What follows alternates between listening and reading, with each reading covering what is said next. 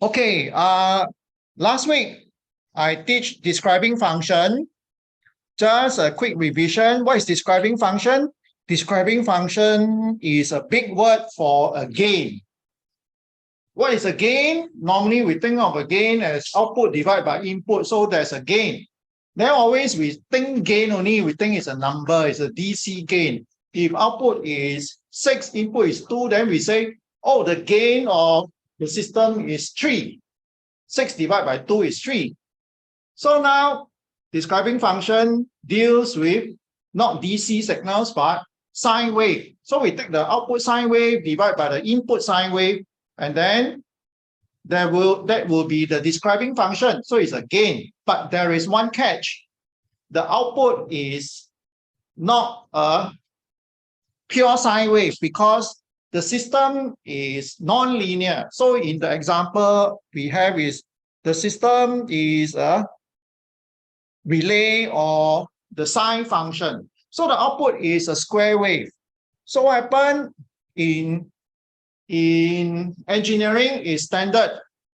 Any periodic signal can be approximated as summation of sine wave, infinite series of sine wave. Okay, and for engineering, we always take the fundamental component and drop the rest of the higher harmonics. So which means, and how do we do Fourier series? Oh, this is standard in engineering. You take the signal C, then after that, you multiply by cosine, you integrate it, and then there will be A1. You take the signal C, multiply by sine, you integrate it, there will be B1. Then the fundamental component will be this A1 cosine plus B1 sine. All right. You can use secondary school trigo to combine it into a sine wave. So once you do this, this is actually this. This is a sine wave. And this sine wave is the Fourier series approximation of this square wave. So then what is describing function? Describing function is just use this sine wave divided by this sine wave. The output sine wave divided by the input sine wave, that would be the gain of the system, or the big word that people use, describing function of the system. All right. And in engineering, all branch of engineering, how do we deal with sine waves? We use complex numbers. So this sine wave would be represented by the magnitude and the phase phi. This sine wave will be represented by the amplitude and the phase. And we always take the input phase as 0, so the output phase is phi. Phi would be the lag, the phase lag with respect to the input. All right, so then the rest is complex number, algebra to deal with, divide the output sine wave with the input sine wave as far as math is concerned. Take this complex number, divide by this complex number. Okay, if you just compare with the DC, you have a DC value here and a DC value here, you take this DC value, divide by this DC value. So it's the same. I have a complex number value here and a complex number value here. So I take this complex number value, divide by this complex number value. All right, so it's gain, except that we are dealing with input and output as sine wave. Normally, when we say gain, we always take it as DC value. All right, so describing function is m phi over A0. So that's why you see it's written here. Describing function, I normally put it's conventional that people put the n as the describing function because n means non-linear. Obviously, the relay or the relay or the sine function, yes, is non-linear, and the bracket is a omega because In general, this is a function of the amplitude A, here the amplitude of the input, and the frequency. All right. So this would be a complex number because you use the complex number divided by complex number. The output sine wave represented by this complex number divided by this input sine wave represented by this complex number. Of course, in complex number, you can write it in magnitude and phase form or real and imaginary form. So they are convertible. All right, that is year one. That is even secondary school complex number manipulation. So I will not go into that. So now this is describing function. Then I show you how to get one describing function for the sine wave, a more general sine wave. Instead of positive 1, negative minus 1, we have positive as m and negative minus m. All right. Typically in the industry, they'll call this, because it's m and minus m, they'll call this a relay. Plus and minus 1, then you call it sine wave. I mean, not sine wave, sine function, because positive is plus 1, negative is minus 1. A relay, then normally people will think of it as positive is in general m. Negative input in general will be minus m. So you see the input sine wave is represented by A0. So you have a sine wave here. Output will be the square wave. So you take this square wave and put inside this two integration to find A1 and B1. I say before, if C is odd, then you integrate, you will get A1 0. So if you see that C is odd, don't even bother to do the maths. You're just wasting time. A1 will be 0. So it's just B. So I just tell you some simple tricks. C, you integrate over a 2 pi interval, whatever 2 pi interval you see, you will basically have to do 2 integration. All right, because sometimes it's plus m, sometimes it's minus m. So, but you can play trick. You just integrate, instead of 2 pi interval, integrate over pi interval, then this one multiply by 2, or integrate over half pi interval and multiply this by 4. If it's pi interval, then this is just m and multiply by 2, then that's it. All right, so I did that. I integrate over 2 pi interval, and from 0 to 2 pi is from 0 to 2 pi is just m. So multiply by 4, you get this B1. So if you look at the formula for describing function, is just B1 over capital A. So that was it. B1 over capital A. All right, so this is the describing function. Now, describing function is useful in finding what we call limit cycle. What is limit cycle?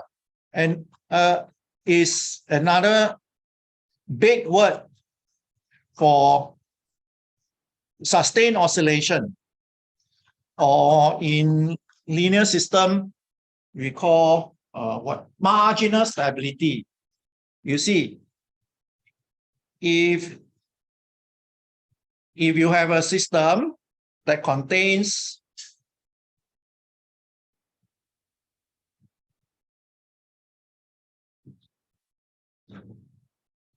a linear plant,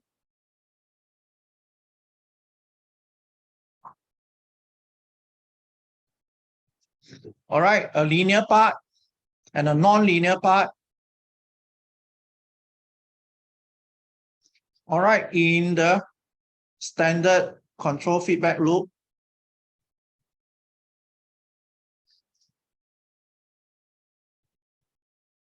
plus, minus, typically we put this as 0. All right. If this is linear, let's say again, then there is a situation whereby this is in sustained oscillation. All right. And then if we have this for linear system, we call we say the stability is what? Marginal stable.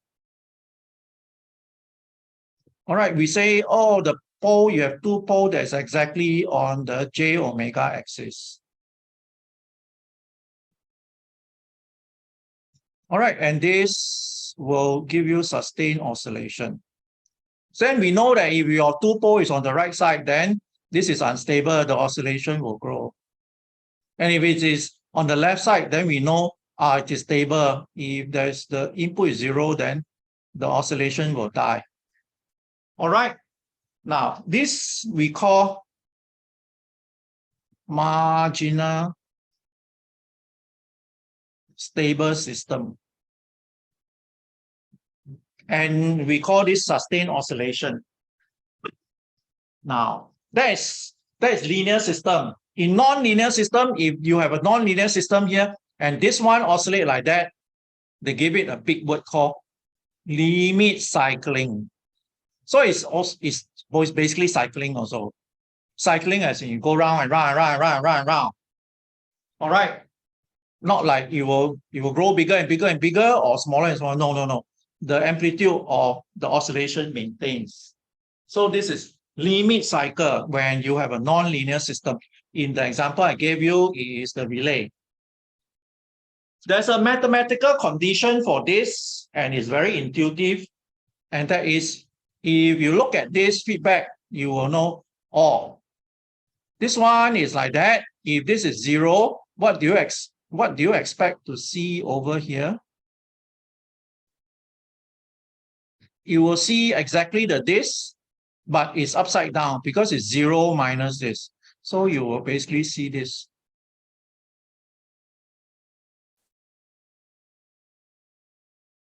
All right, is this upside down version of this? And then I said before, you will go on and on and on and on, the amplitude will not change, nothing change, forever. So that means what? You know that here, the signal will go through N, go through G. Then come out, it will be here. So this signal will appear to go through a gain of what to get this?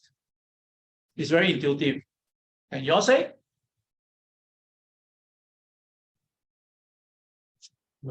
Minus 1. All right. So this goes through a gain of minus 1 will be this. Then this 0 minus this will be this. So if Ng is equals to minus 1, then this will continue. All right. So it's very intuitive. So this equation is then can be written like that. N times G equals to minus 1. All right. So now I've given you the basic maths for us to look at what we call auto-tuning. And I told you before, auto-tuning in the landscape of adaptive control is here. Okay.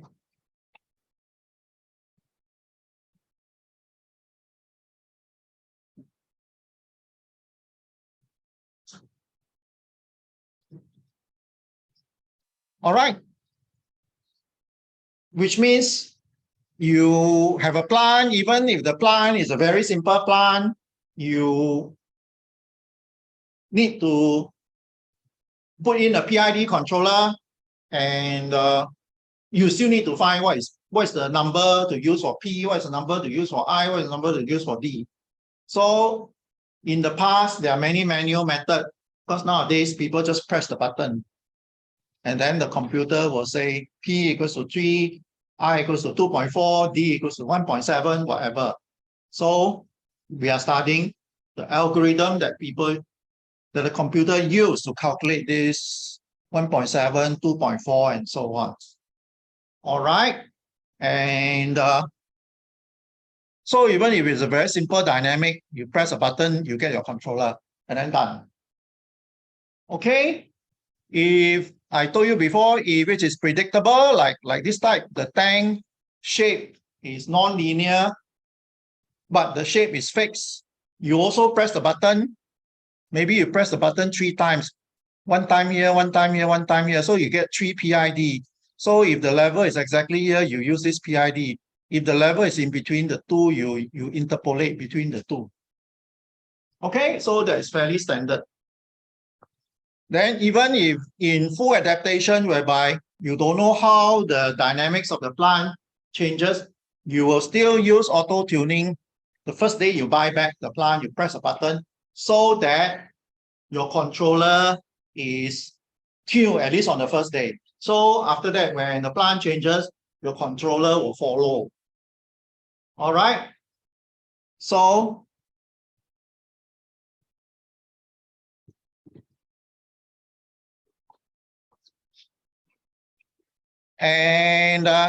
so auto tuning, I will basically teach in the context of the PID controller.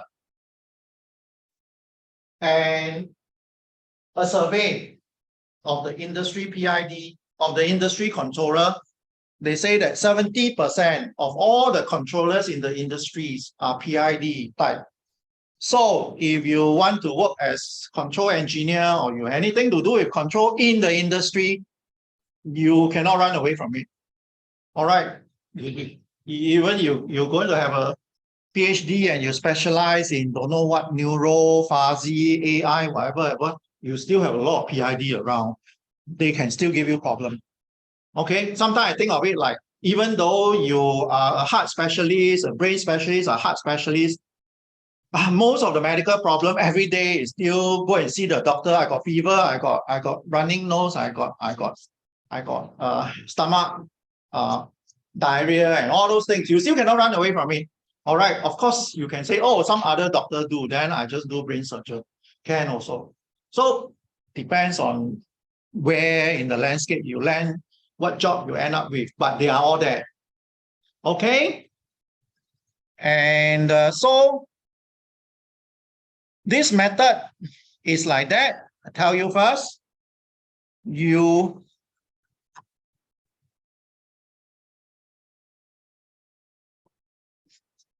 have a plant, whatever plant, motor also can, tank also can, heater also can, you know. Then you want to control your PID. So this is a standard feedback loop. So if you do auto tuning, you press the button, the computer will switch to the relay. So I say many times before, the relay is like that. If the input is positive, the output would be, here I say is D. If the input is negative, the output is minus D.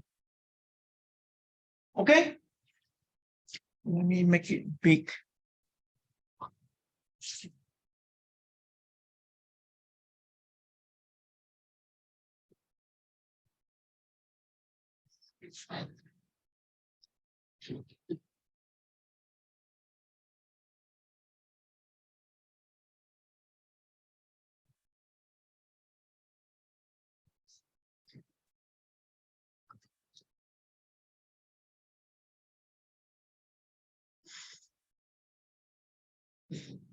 Okay.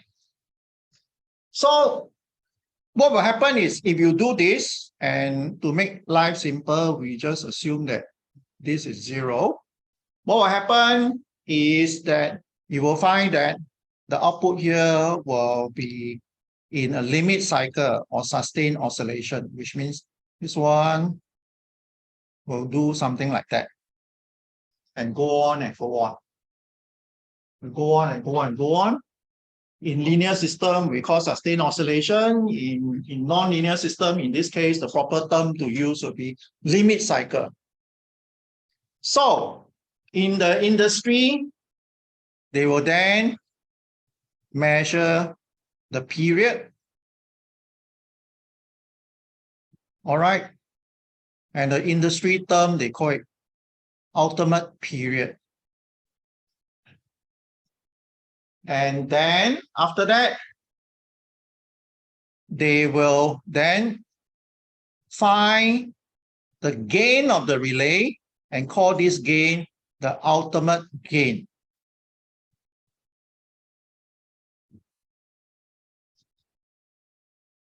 Don't forget, how come I say gain? Just now I already tell you, describing function is gain. Be a gain. That's why this is where this gain is here. All right, so one step by step first, I will explain to you how come when you switch to a relay, this will start to oscillate, limit cycle or sustained oscillation. A simple way to look at it is, okay, look at it from the root locus. You turn to here.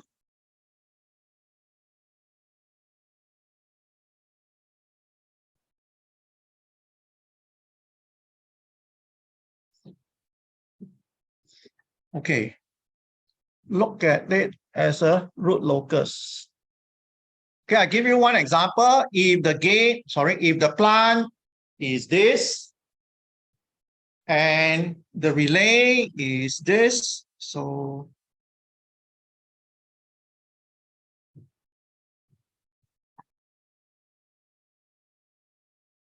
all right. So what I have shown here is like that. This example looks like that.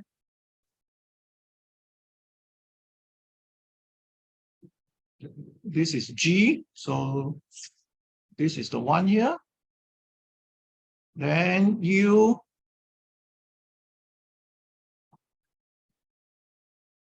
is here.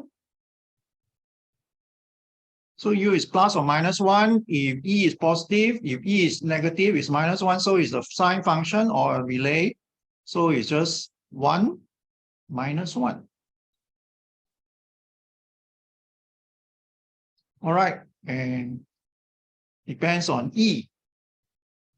Okay, so you have the standard.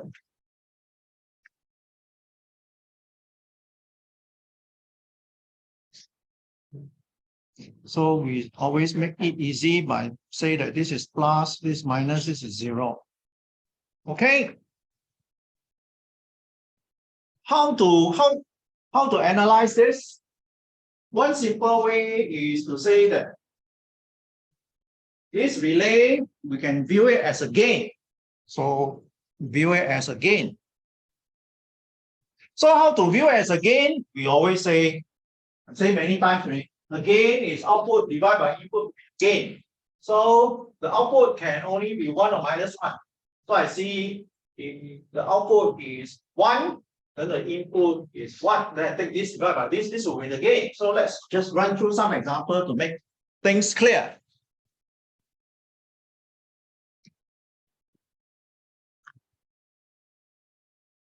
So I say if the input is 0.1, the output is what? Hey, say, what's that? Say, if the input is 0.1, the output is what? 1. It's so simple. Huh? Because if the input is positive, the output is 1. So what is the gain? 10. Okay, simple. Say again. If the input is 0.2, the output is what? 1. Then what is the gain? 5. Just one last one. If the input is minus 0.2, the output is what? The gain is what? 5. So the sign is not important one. Okay. If the input is 0.2, the output is 1, the gain is 5. If the input is minus 0.2, the output is minus 1, the gain is 5. All right. So I put some examples inside this table here. So if the ask you already, if the input is 1, no, input is 0.9, 0.1, output is 1, then the gain is 10. So I just write some examples to see. I need to write 2 more. So in between here, if the input is 0.08, obviously the output will still be 1, and then the gain is supposed to be 12. If the input is 0.09, the output will still be 1, and the gain should be 11. Okay, so I'm going to look at the relay as a gain. Then we know if you study control, you know, if we say that we are going to look at this as the gain, then that is the simplest control system that we always study when we first do. So control, we call this Y, we call this R, and so the closed loop transfer function Y over R will be what? Kg over 1 plus Kg. All right, this if I call this, if I insist to think of this as K, the gain, then you know I will analyze it like that. Then if we analyze this like that, then we will look at the closed loop pole. So we equate this to denominator to 0. All right, so that will be the one-way, elementary way of analyzing this system. So I will write that down. 1 plus Kg equal to 0. So that's what I wrote down over here. So if you stick in what is G, then you go and put that, rewrite, you will get this. Oh, okay. But I know my gain varies. Look, this table tells you the gain can vary. I mean, depend on my input, my gain is able to vary. So let's look at some example. Just do a thought experiment. Okay, let's say I have some small noise. A convenient number would be, I have a noise of 0.08 at the input to the relay. Just a thought experiment. Then at that point in time, what would be my gain? 12. All right. If it is 12, then I put 12 inside here. I will get my pole for that instant. So I do that. I got 12. I got 12, and I got my pole. Now, this is a very special pole. You seldom see this type of pole. What's so special about this pole? Control engineer see this pole, you must jump one. You must, unstable. Yes. All right. You sure unstable? Unstable means what? The signal will go to infinity. So let me draw something. So we say that this is unstable. So you will expect, if it's complex pole, the signal to go like that.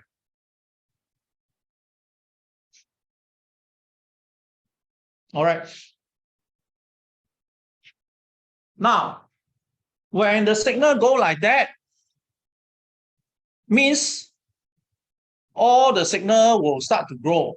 And then our thought experiment will go back and say, oh, I started the story by saying I have a small e. So now my e will become bigger. So maybe just from 0.8, go to 0.9, go to 0, no, from 0.08, go to 0.09, go to 0.01. Not 0.01, go to 0.1. Grow bigger, ma. Then I look, oh, at 0.1, what is my gain? My gain is 10. Then I go back and look, where's my pole now? Then you stick in 10 here, 10 here, 10 here. You find that your pole is here. And you say, oh, this is a stable pole. All right, when we do analysis, we will put this as 0. So stable pole means my oscillation will die to 0. All right, we will go to the set point. Since my set point is 0, it will converge to. So now, I started the thought experiment like that. So now I'm here, it is stable. So from like that, it will die to 0. Then you continue your thought experiment. Oh, if it die, then you go back and look. At point 1, it died, go to 0.09, go to 0.08. But I just said that at 0.08, my gain is 12, and it will grow. Then I just say that when it grow, you can't, because it will die. So when it grow, when the signal grow to 0.1, the signal will die, but cannot die. It will grow. So when it grow, it cannot grow, it will die. So it cannot grow, it cannot die. Correct? So you want to die also cannot. So it will, in the end, if we continue our thought experiment, then finally what will happen? It will be in a stage whereby it don't grow, don't die. Okay? Because if you grow only, it becomes stable, it will die. If it becomes stable, it will die, and then the signal, the gain will be unstable, it will make it grow. When it grow, the gain will make it stable, it will die. So in the end, you cannot grow, cannot die, so it will stay in the middle. All right, and where is the middle in this experiment? It is here. There's a name for this. What's the name for this? Marginal stable. And we all know this. This one means that stable means the pole is on the left-hand side.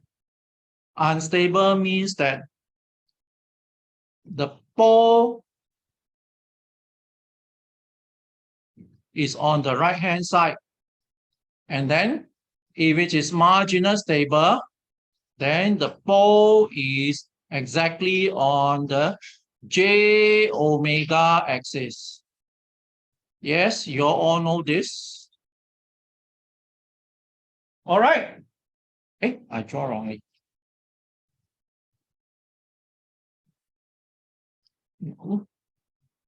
This is this situation here. This is this situation here. So this situation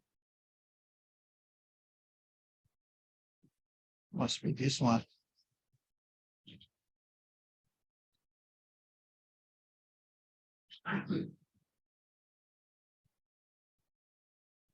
All right.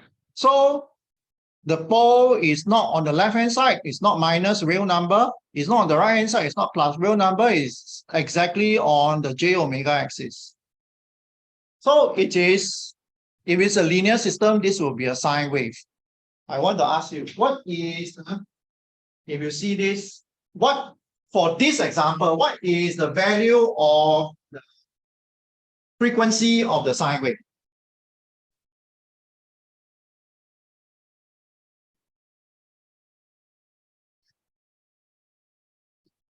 This is a sine wave. Normally, we write sine wave as what? Sine omega t. So what's the value of this frequency? Yes, 10.95. Okay, I can't go into the theory, but all this circuit theory, but you know, have you heard? We all sometimes like to call this J omega axis. Correct or not? Yes or not? We call this J omega axis. Why we call J omega axis? Why don't we just call imaginary axis? We call this real axis. We don't call this omega axis or anything. The x-axis we call real axis. The y-axis we call imaginary axis. But sometimes people call it j omega axis. How come? Because if you have a pole here, the value here is the omega value. All right, I can't go into the theory to prove what all the mathematical proof. I can't. I just tell you. All right, this connected. Okay, I stop here for a while. Come back at 7:05. Then we continue.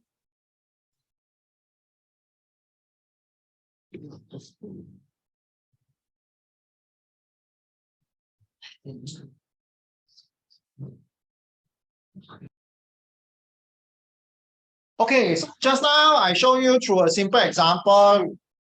We see that if you have a plant and then a relay, finally here, if we consider this as a gain, then here will be at sustained oscillation. Cannot grow, cannot die. Cannot grow, cannot die, then it means the oscillation maintain same amplitude. All right, and how do we analyze this? If this one, you have to look at me because it's very simple and yet it can be confusing. If you look at me, then you say, oh, okay, so simple. Now, first of all, if you have a sine wave here, and then if it is 0 here and it's plus minus, what you will see here? Hello, someone tell me. Sine wave. Inverted sine wave, yes. Okay, so because this is 0, this plus is minus, so this will be the same as this, but it's inverted. Okay, so let's say this sine wave has amplitude A.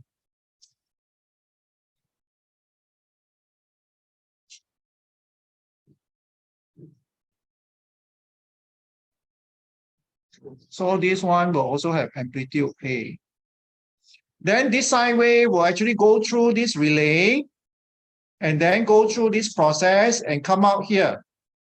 So like I asked the question before, this sine wave goes through this block, go to this block. So these two blocks add up together will appear to be like what to this sine wave? -1.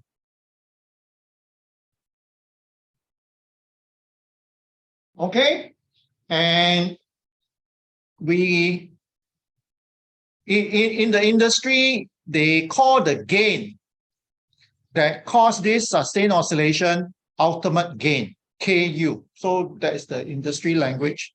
The period they call ultimate period. So this particular gain, if I call this GP, then I can write down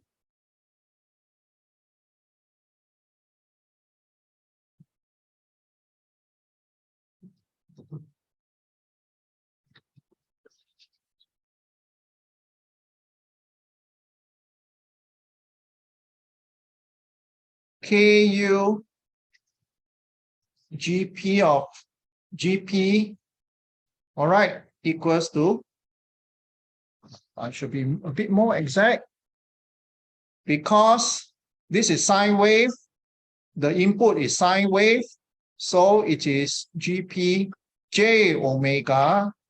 All right, at first it's S, but when you consider sine wave, or replace S by j omega. So that is basic electrical engineering. So that is equals to -1. Because this signal goes through here, come out, is inverted version of this, so it's equals to -1. Then the next thing is, if the input here is a sine wave, what would be the signal here?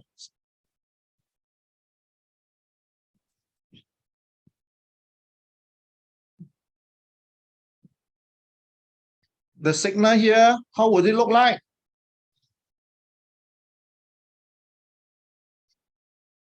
How to draw the signal here?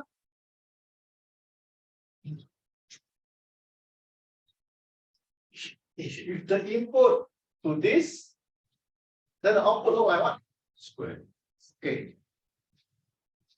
All right. So the square would be, the first part is minus. So the first part is minus D.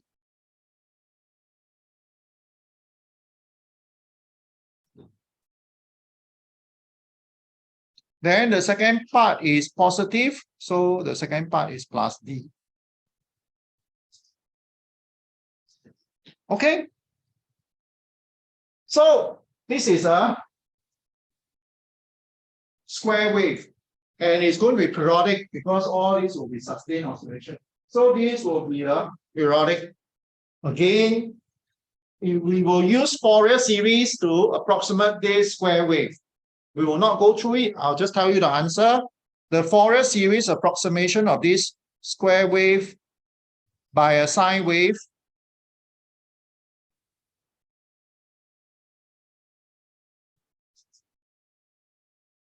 is a sine wave of amplitude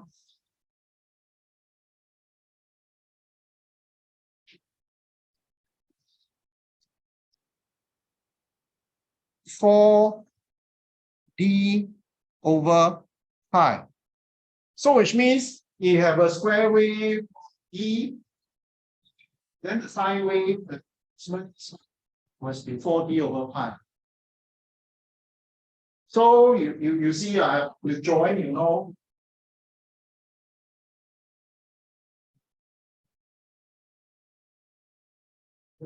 pi is about 3. So 4 over 3 is 1.3.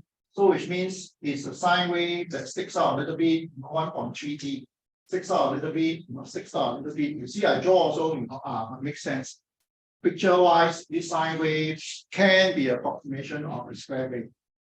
Okay, this one is by just look only. Okay. It passed the common sense test.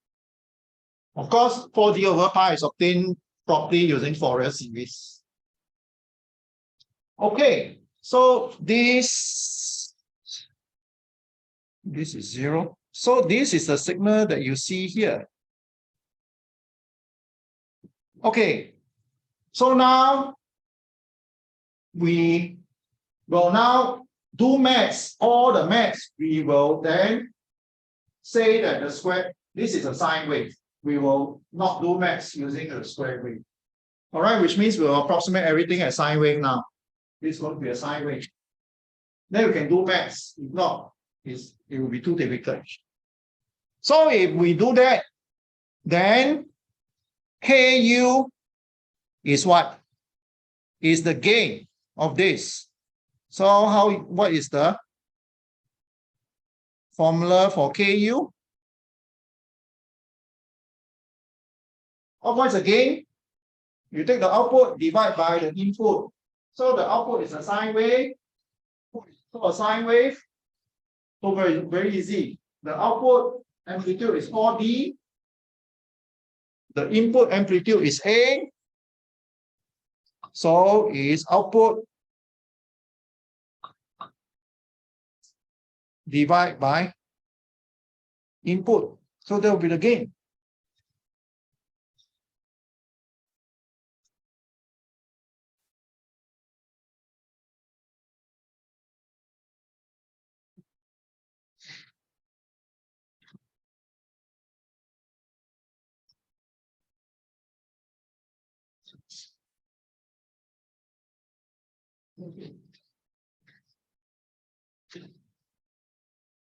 Then one more thing to say, by looking at picture, of course, you can also do maths.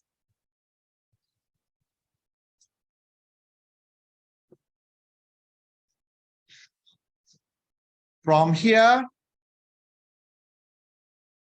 can you tell me what is the phase of GP J omega? Okay, it should be omega U, because the period here, since they like to call it TU, we also call it omega U at this sustained. So the phase of the plant when it is the input is sine wave or omega u, the phase is what? Correct. Is basically it's always lag, so it's minus pi. Okay, that is maths. You can see in two ways. One simple way is, you know, a phase of minus pi or pi means what? 180 degrees. It basically means that the signal is inverted. Okay? I think you all remember things like that. If it is a sine wave, then how should I draw? And then if the output is I don't even know how to draw. If it is upside down, that this is not upside down. If this is upside down, then this is minus pi compared to this, the phase. All right. So you see, this sine wave is like that. This is like that. So they are the inverted version of each other. So that's why the picture here, this go down first, this go up first, this go up. So this is a phase of minus pi times this. All right, so that's why it is minus pi. The other way of saying things is, this is a complex number, is equals to magnitude 1 phase minus pi. Minus 1 in complex phase of 0. So where does the minus pi come from? In the phase of GP. All right, so that's complex number. Say again, complex number is you multiply this to complex number, you actually add the phase of these two. So since the phase of this 0, phase of this must be minus pi to give you minus pi is the answer. Okay, so that is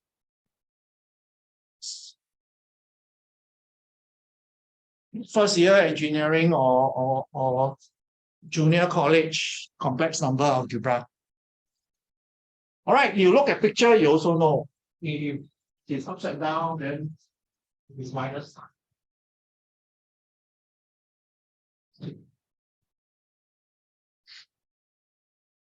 So what else? So the final thing I want to say is that, why we spend so much time to find out what is KU and what is TU is because, like I said before, this is the most basic formula to tune the PID controller. And in the industry, 70% of all the controllers are PID. And this set of formulas, they call it Ziegler-Nicholas tuning formula. It came out in 1942 and is all these years, this is the most basic PID tuning formula. All right, from 1942 until today. All right, which is so old. This formula, everybody knows because it has been used. You know, it's one of those old things that has been used, or everybody have to teach. That all control courses will teach or mention, so that you go to the industry, everybody knows what is this. The second thing I need to mention is this set of formulas won't give you, so to speak, good performance, but it works. That's why from 1942 until today, you still find it in textbook. They still teach in Stanford University. You go and find Stanford University textbook, PID is there. You're going to find Swedish textbook, this formula is there. All right. And this doesn't give you good performance, but it's guaranteed to work. So I always think of it as what? It is like our canteen food. You eat already, it work, you won't die, you won't be hungry. But it is not French cuisine, it's not nice restaurant food. You won't give you good performance. All right, but it will work. Your PID will function. That's it. It may give you bad rise time, bad settling time, but your system will not become unstable. You can get some control and you are safe. You eat already, like the canteen food, you eat already, you will not die. Okay. But you won't say that, oh, it is very nice. It's like French restaurant or something like that. All right. The next thing is, like my chief engineer say, this one everybody knows. If they got problem, he will ask everybody to tune the PID using this formula. So that from the top manager, all the way down to the operator, all the engineers in the chemical plant or in any plant knows. Everybody that deals with control have seen this before and know exactly what to do. All right. Not that, someone tell you, switch to this neural control, then that one don't know what fuzzy control, then switch to what? Then then how? Then you having a industrial accident there, then everybody also don't know what to do. Then what is this? What is that? You cause even more problem. All right, so that was what my chief engineer advised me to do. Okay, so it's obvious. KU and TU are the numbers calculated here. All right, TU is the period. If you see the period is 2.5 minutes, so TU is 2.5. Depending on what unit you use, if it's 2.5 seconds, so TU is 2.5. KU, you calculate, all right, using this formula, then whatever it is 3.1, then it's 3.1. I can't teach PID anymore, so I just give you the formula because that is really, really undergraduate first course in control. Okay, so you go back and see if you want to connect back. Okay, so now let's look at one example.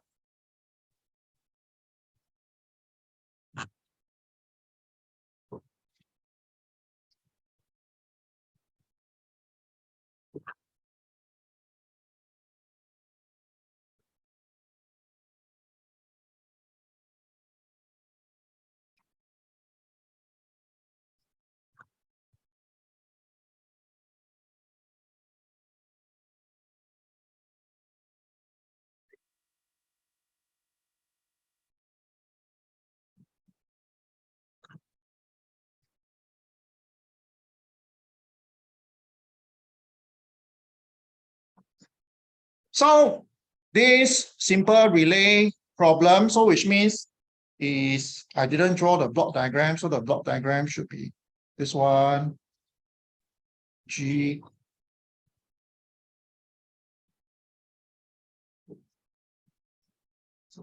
And it's 1. All right.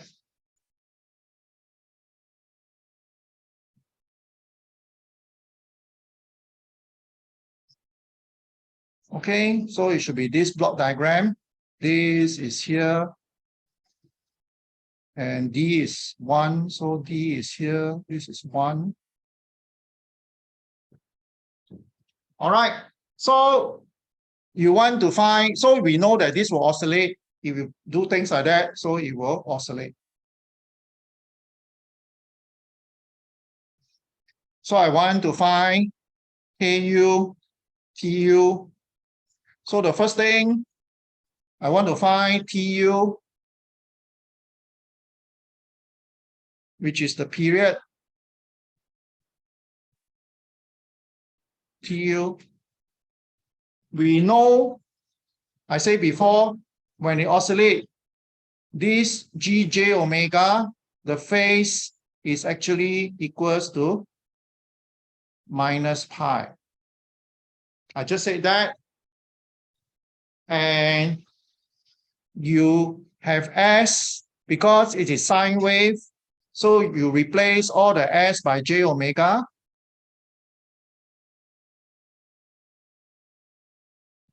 Or j omega u, because that is the particular sustained oscillation that we.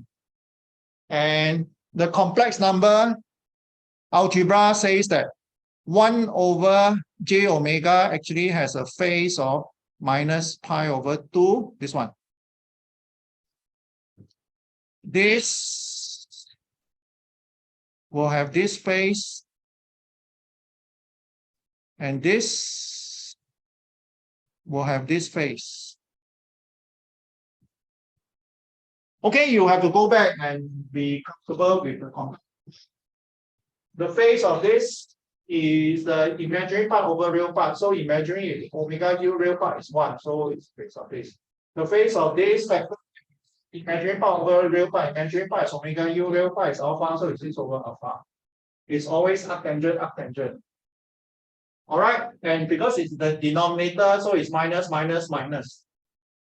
The phase of this constant number is plus, is 0, 0. So it's basically you want is 0 plus 0, and it's 0 plus 0 minus this, minus this, minus.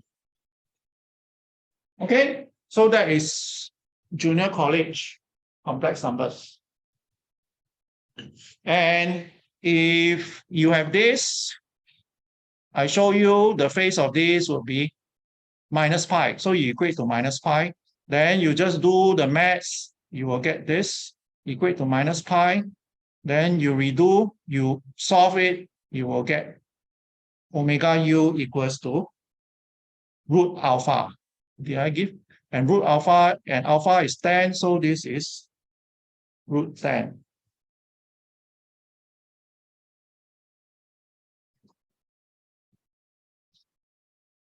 So once you know this, then omega is equals to 2 pi over t.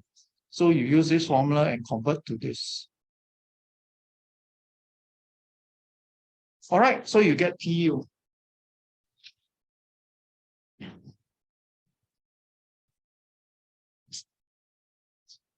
Then how to find A?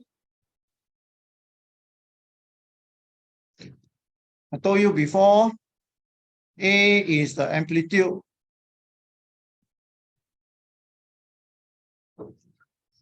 All right, so how to find A? I wrote down to you all the formula relating each other.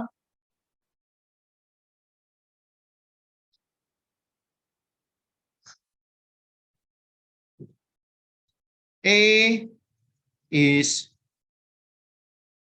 related to Ku by this, and Ku times Gp is equals to minus 1. So all these formulas I've written down for you nicely here and here. So you go and look for it. A would be equals to pi over 4d. Divide by A pi over 4d equals to 1 over Ku. Or A from here will be equals to this divided by pi times 4d. So the magnitude of omega of G would be this.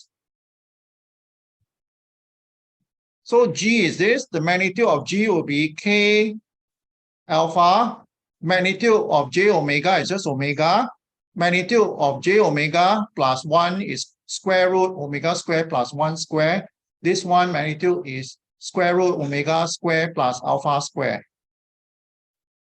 All right, you stick that in. I can write that down for you.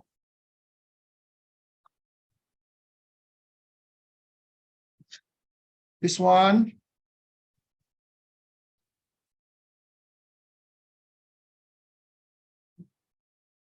The amplitude of G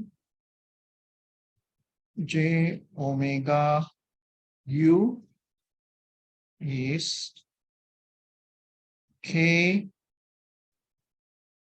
times alpha times 1 omega over omega u times 1 over square root of omega u plus 1 square times 1 over omega square plus alpha square. All right, so basically this is the j omega term. This is the square root of omega u plus 1 square. This is omega u square plus alpha square. All right, the magnitude of that's complex number. So since you already got omega u as root 10, so you stick in root 10 here, root 10 here, root 10 here. And since d is given as 1, all right, the amplitude of this is 1. So you stick in 1 pi, then you find that A is 0.58. So this is equals to 0.58.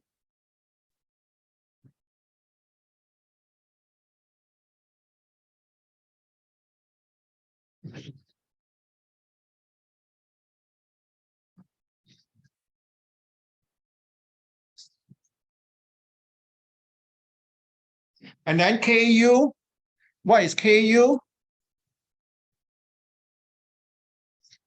From the earlier formula, you go back and look.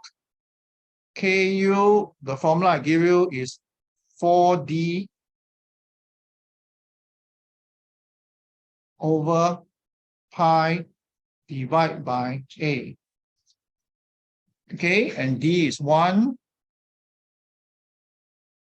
A is 0.58. So you can calculate what is Ku.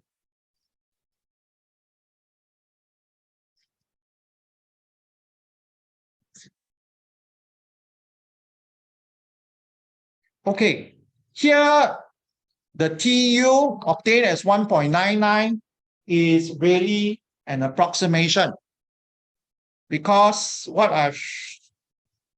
when we derive, we already say, oh, we are going to pretend or approximate this square wave by a sine wave.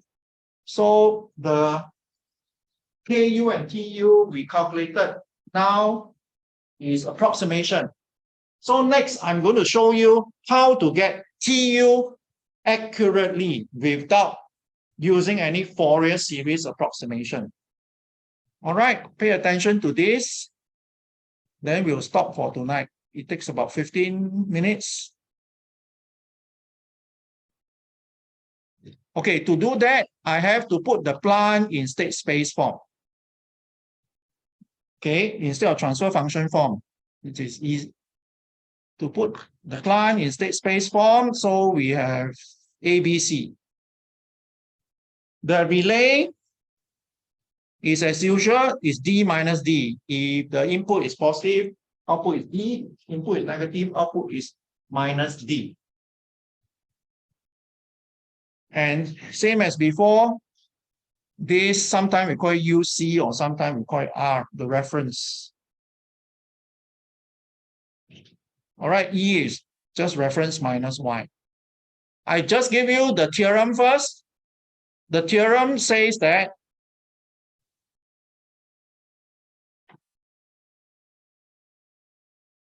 the smallest period T that satisfies this equation, C is this guy here. All right, you equate to 0, you solve for T, there's a period inside here. That period will be the accurate period for the oscillation, which means in this case, we find TU is 1.99, this one. This is not the accurate one. If we use this formula to calculate, then the T we get will be the accurate one. Okay, so that's what the theorem says. So what are all these? Phi is this, and tau is this.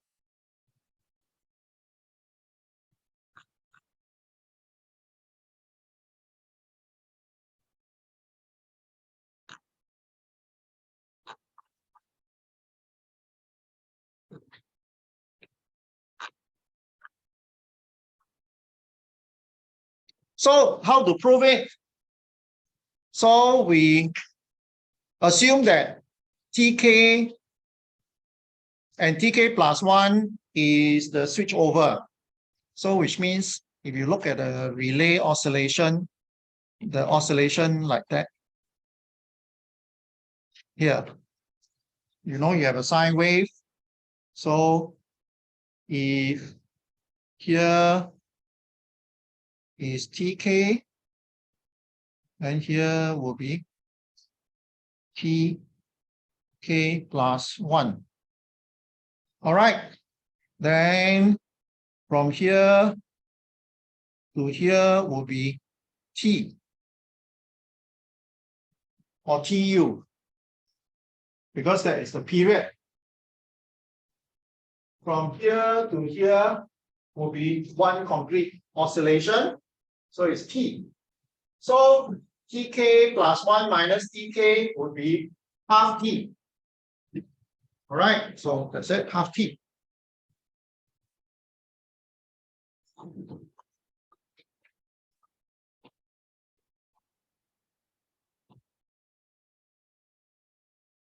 All right, so that's the first thing.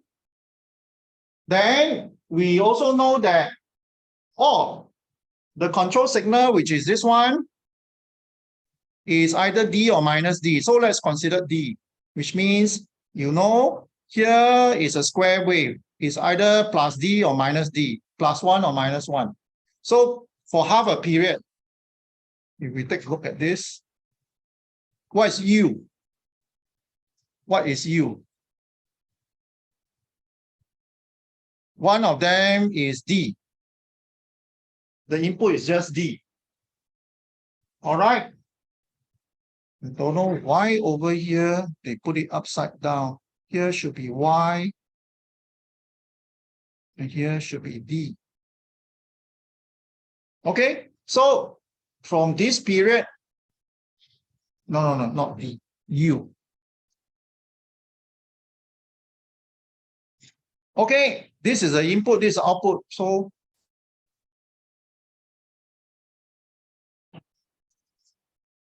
to see this, I think I should draw it like that.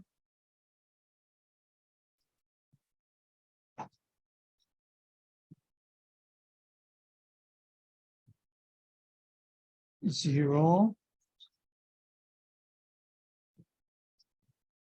All right, this is like that. So this is D. When this is Y, if this is like that,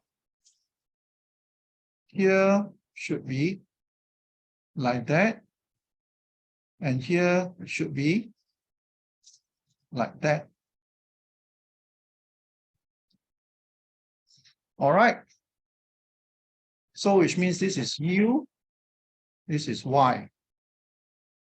So when U is here, Y will be here. Okay? And this is the plant G. And we will consider this Tk plus 1 and T is half the period. U is nothing but D, because here is D, so this is just D. So the input to G is just D. So if we now solve the problem,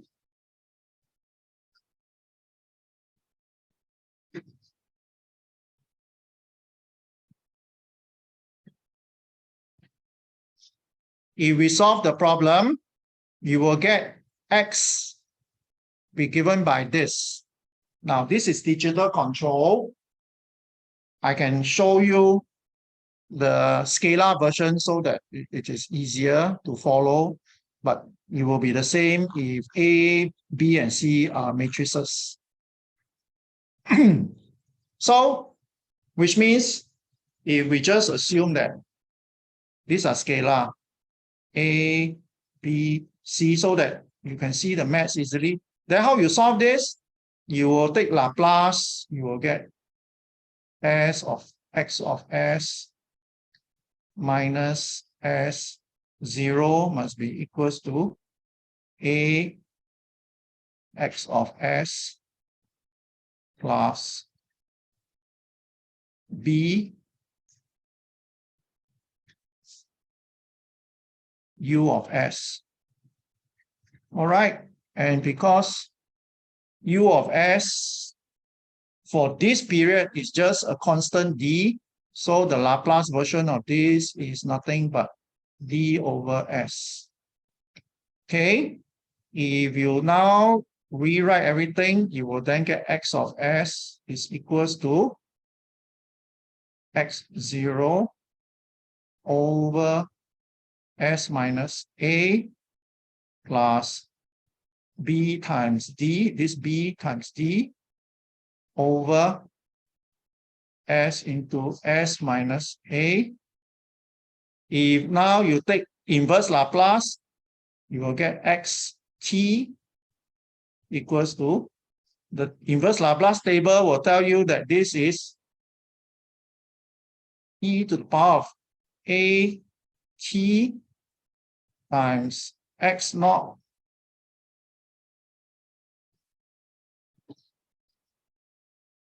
plus, now 1 over s is integration, so this inverse Laplace you can write it as integrate 0 to time e to the power of at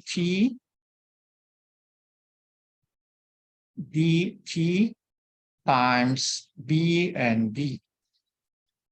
Okay, if you take it as scalar, then you can find the answer very easily.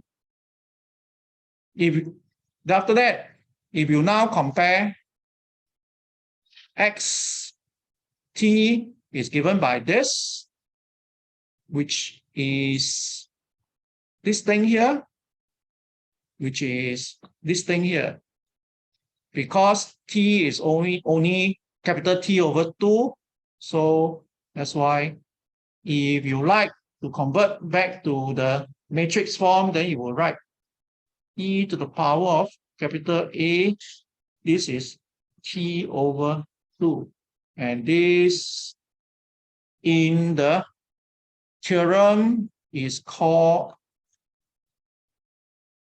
phi. Okay?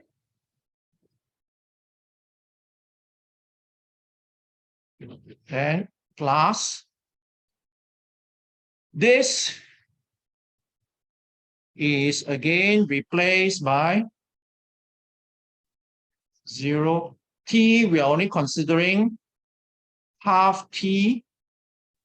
So e to the power of a. This one is t. You integrate with respect to t. Then if this is replaced back by the matrix D, this in the theorem they call tau. Okay, so that is the scalar solution to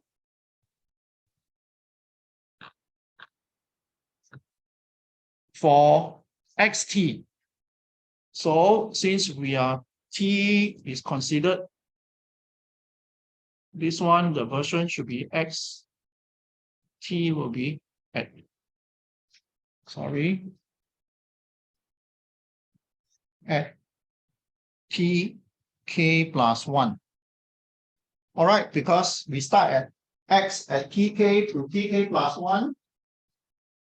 Solve this equation at tk plus 1, then the time interval is only t over 2, t over 2.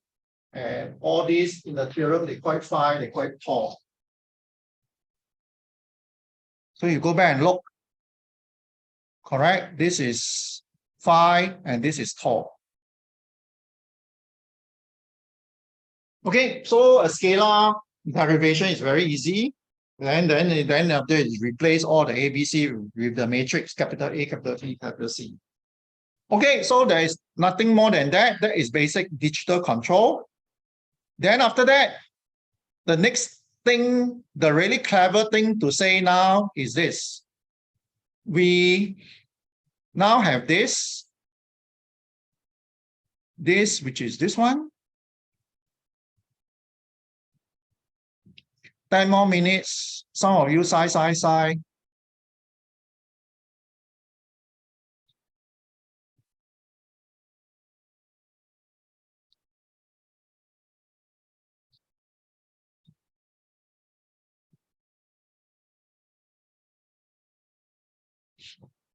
Okay, the clever thing is this. Then after that, the clever thing now is to go back and look at the picture.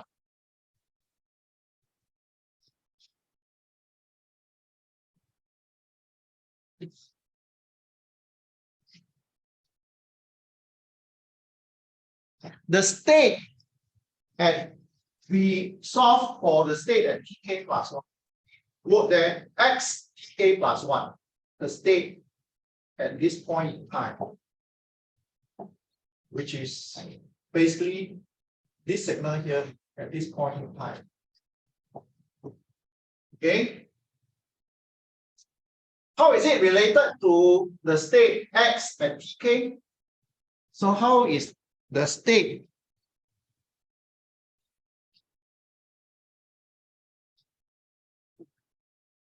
related to the state? Would be the value here and the slope here, acceleration here. All these are standard way of taking state. All right, what's the state? You always x dot, x double dot, y dot, y double dot. All right, so away of the magnitude of y here, the amplitude of y dot here, y double dot here, whatever, how many dots you have. How are they related? You look. Hey, these are symmetrical. Parallelistically symmetrical. It's not difficult to see. All the states here would be, how to say, the opposite of the states here, or the minus of the states here. Which means you see states is y dot. The slope here, if it is minus 2, sorry, if it is 2, here will be minus 2. The slopes are the same. All right. Say again, you look at the picture. If you say the state, the slope here, whatever the slope here would be the minus of the slope here. Because the shape is symmetrical. All right. So if the acceleration here would be the minus of the acceleration here. Okay. And of course, the value here, y, the minus the value here. And in this case, because it's 0, so this is 0, this is 0. So the minus of the 0 is, you can't see anything. But it's easy for you to see the slope here and the slope here is minus of each other. It has to be if the sine wave is like that, then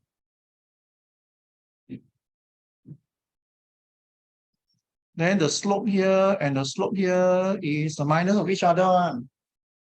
Okay. So you will then say x, the state at x tk plus 1 is equals to minus x. All right.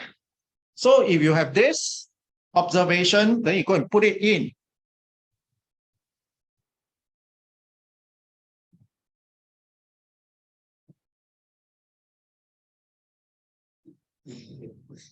You put it in. This is equals, this not, is equals to minus of this. And since this is equal to this, this is then this. Okay.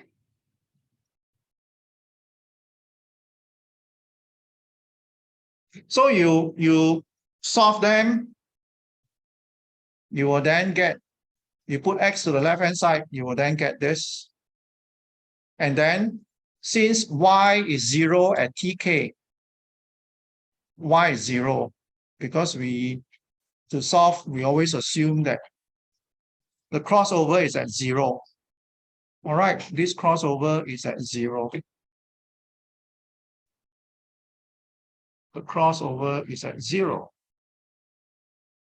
So if you look at the original equation, the state space equation, y is cx. So since x is this, so c times this is equals to y and equate it to 0.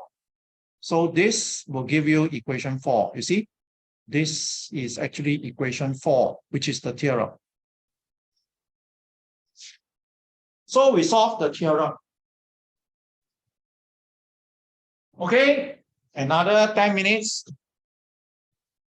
We solve the theorem. So which means if you write this down, you will solve for the period of the relay oscillation exactly with no approximation. That's a shortcut. People look at this, look. Hey, this looks very familiar, similar to the zero order Hall transfer function. So when you have the continuous time, you put a zero order Hall to get the pulse transfer function.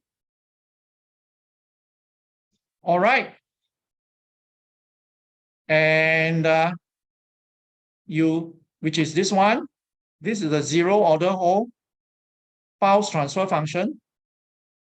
And then if you let z equals to -1, then you will get back, because this is the zero order Hall transfer function of the continuous cloud. Then if you let, every time you see a z, you put a -1, then this equation here will be the same as this equation here. You see? C I plus phi inverse C.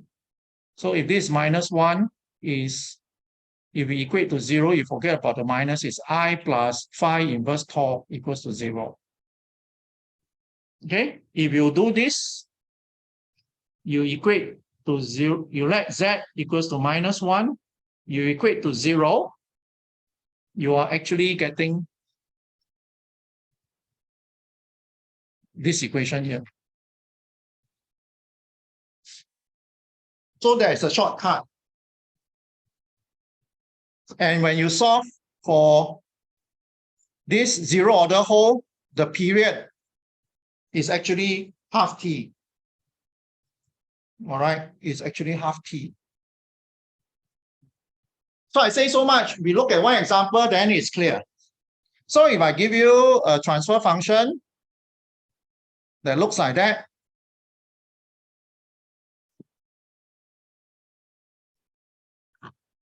then you go and find the zero order Hall.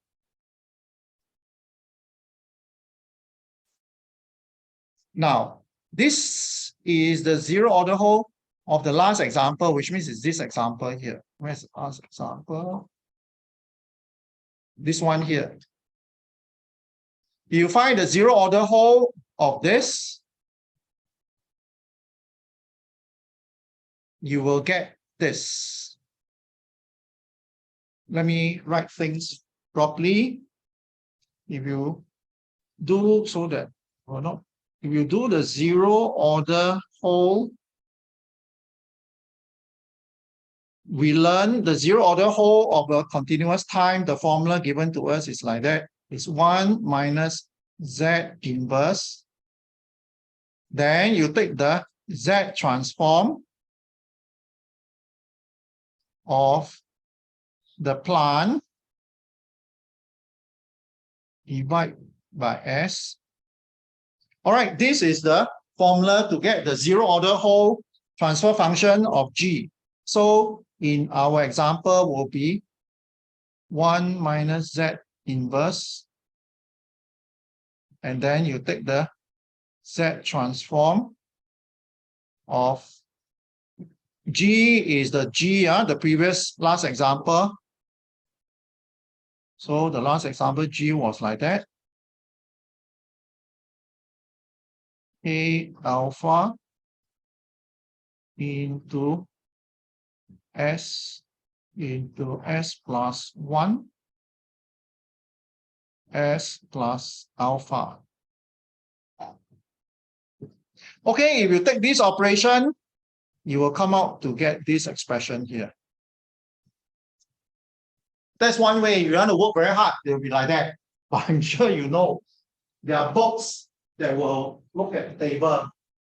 You can look at the pattern here, and then the books will give you this. There are books that will give you the answer straight away. All right. If you cannot find the book, you don't have the table, then you just do the Z transform of this multiplied by 1, Z minus 1. Right, this is basic digital control. Digital control book will give you this table straight away from G.